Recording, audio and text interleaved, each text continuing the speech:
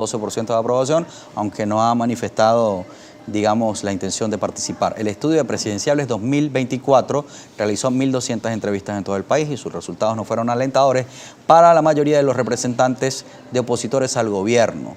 Así lo demostraron. 4% a María Corina Machado, 4% a Manuel Rosales, 2% a Juan Guaidó, 2% a Leopoldo López, 2% a Enrique Capriles y 1% a Henry Ramos Salud, según dice Interlace. ¿Qué analizar de estos números? ¿Refleja la realidad? Mira, las encuestas son un mecanismo pues que está allí y que son auditables. Habría que ver la ficha técnica de esta encuesta y auditarla. Por supuesto que a mí me ha hecho un gran ruido porque no es lo mismo que vemos en el resto de las encuestas, ¿no? Lo que venimos viendo en el resto de las encuestas es que el jefe de Estado tiene alrededor del 20%, que además es por donde siempre ha estado.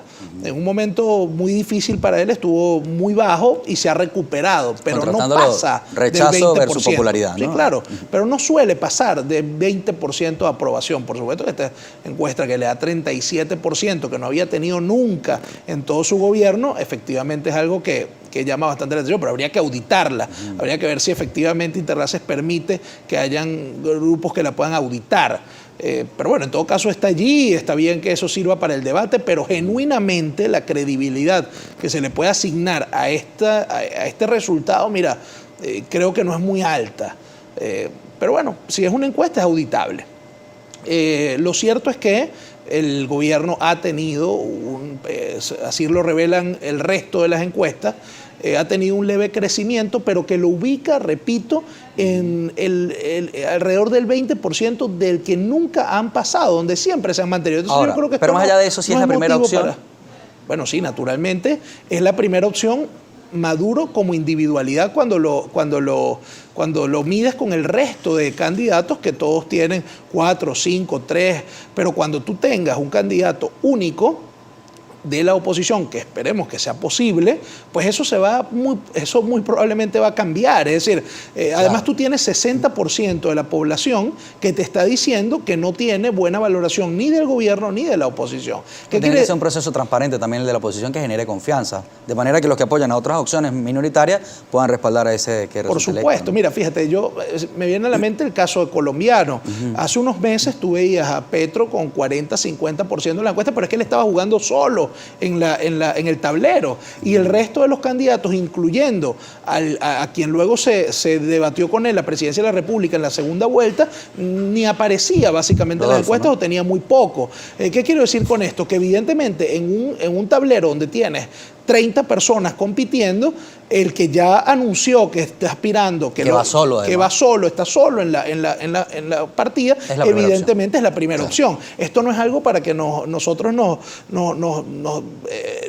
digamos pues que ya el juego está trancado, que no hay posibilidad. Al contrario, esto de Interlace, a mi juicio, es una estrategia que obviamente está funcionando. Fíjate tú que todo el mundo le ha dedicado tiempo en los canales de televisión y en la radio a conversar sobre esto, porque obviamente hay un mensaje que se busca posicionar para de alguna forma desvirtuar cualquier esfuerzo que puedan estar haciendo otros grupos en procura pues de una candidatura presidencial sólida. Entonces, digamos, yo creo que esto no se le debería dedicar demasiado tiempo más al análisis de una encuesta cuando tienes otros estudios de opinión, pero adicionalmente... Cuando tienes la realidad en la calle también, la percepción de la gente. Lo que está en la percepción de la gente, que es un gran hastío de la clase política en general, de las instituciones, y un rechazo abierto, evidente al gobierno. Ahora, si el gobierno ya definió evidentemente su candidatura, ya creo que el problema no está allí, el problema ahora está en la oposición. Vamos a ver los números de la oposición que publica Polianalítica. Intención de voto en la oposición. Vamos a ver.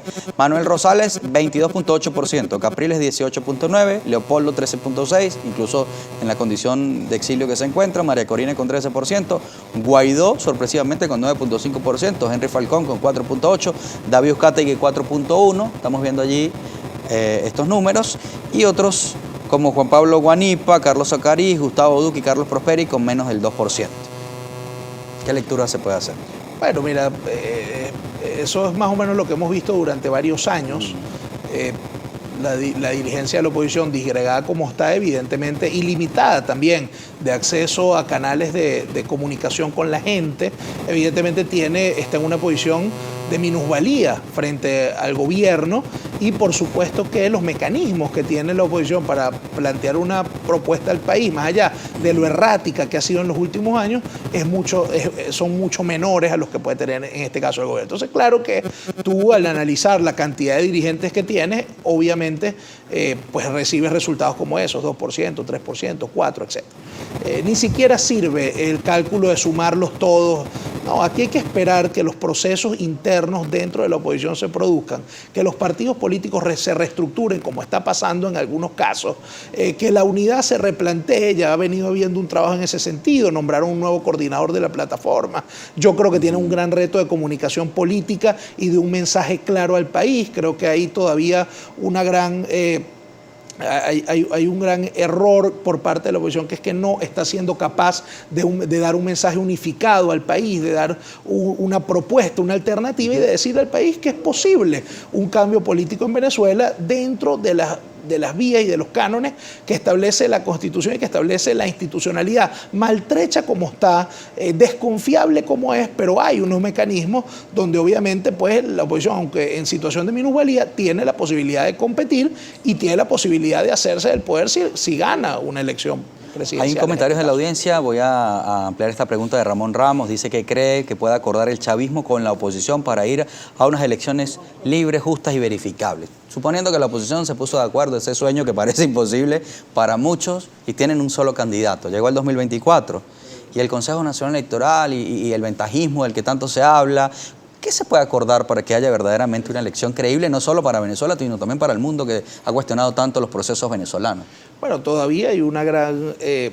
hay por parte del gobierno especialmente una gran deuda con el país, que es el restablecimiento de la mesa de negociación política, a través de la cual es posible llegar a acuerdos, a los acuerdos que el país está esperando en este momento, en el sentido muy especialmente de resolver el asunto electoral, que implica la definición de un calendario electoral que es posible hacerlo desde este momento y que le daría una gran tranquilidad al país y al mundo entero, el hecho de que desde ya se pueda acordar un calendario electoral, pero por supuesto que se puedan también acordar las mayores condiciones y garantías posibles para ese proceso electoral.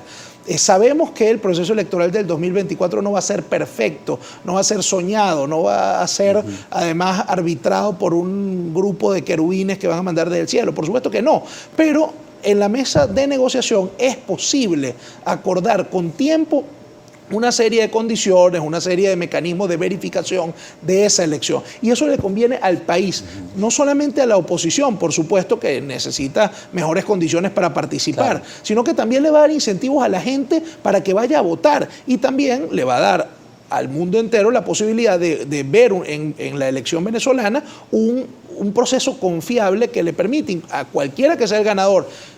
Si es el gobierno, por supuesto, podrá inclusive gobernar en mejores condiciones porque nadie podrá objetar la legitimidad del proceso y por lo tanto del resultado que se produzca en esa elección.